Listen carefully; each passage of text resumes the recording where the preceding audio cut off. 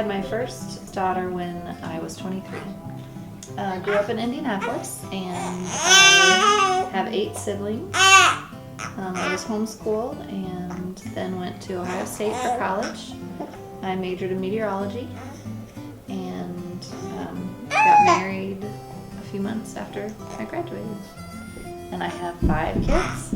It's really fun to see like them learning new things that kind of forgot they ever had to learn, and getting to kind of relive things that you loved as a kid, books you like to read, and playing at the playground, and learning how to swim, just things that you enjoyed doing as a kid, you get to do a second time as a parent. I think my mom's philosophy would just be try to enjoy things and to just not get too hung up on little stuff, which I definitely do not do perfectly. The day-to-day stuff is tiring, and there's always somebody trying to eat my lunch, and somebody needs help going to the bathroom, or just things that I'm just not that excited about doing. And it's pretty tiring at the end of the day. So just the day-to-day, there's always some little thing that has to be done. Big stuff I don't mind doing, but it's just constant little stuff. I try to listen to each kid and get to know their specific personality and try to relate to them on a level that works with their personality. Melissa is kind of a type A personality. Things are really black and white to her. She's a rule follower. She really wants to do things the right way. And it can be a little bit at the expense of people.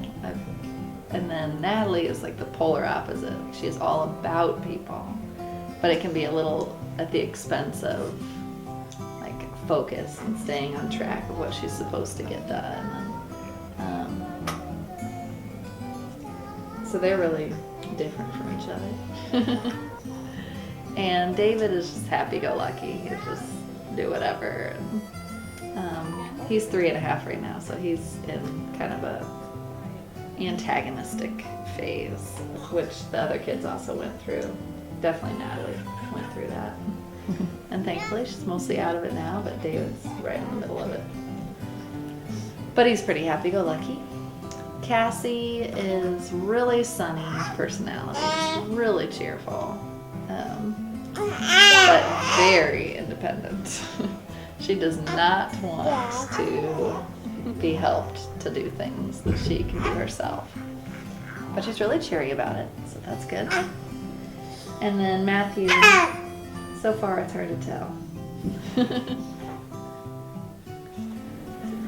He just wants to be held. He likes being where people are, for sure. All the kids have liked being where people are. If I would try to put them down for naps in a room by themselves when they're this age, they wake up.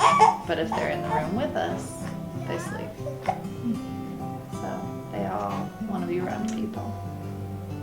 I think I would consider this motherhood to be what I am doing to serve the Lord, to try to raise kids that hopefully will love the Lord. And so that's kind of an inspiration to me. And then my own mom obviously had many children and was a good example of just managing without being too stressed, a little bit stressed. I feel like I'm always saying, okay, hurry up, on to this next thing, on to this next thing. And I hope that I'm also balancing that with time when we can just not have a schedule. So that's kind of what I'm always feeling like I need to improve. So what do you think makes mommy a good mommy? I like to cuddle with her. And because she's my mom. I think, well, because she loves me. I write I love you on my spelling list all the time. And then she says I love you too when she sees it.